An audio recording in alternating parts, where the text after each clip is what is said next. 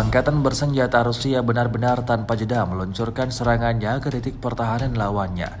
Terbaru beredar di media sosial Telegram pada Jumat 23 Agustus 2024, sebuah video yang memperlihatkan pertarungan sengit di wilayah Kursk.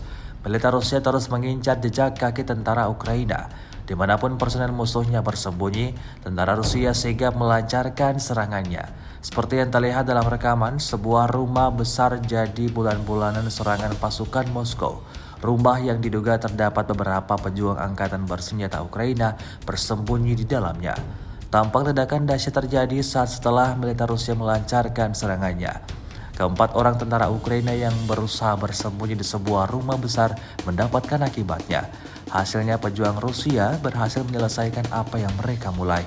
Prajurit Ukraina yang mencoba berlindung di rumah tersebut tidak menemukan keselamatan.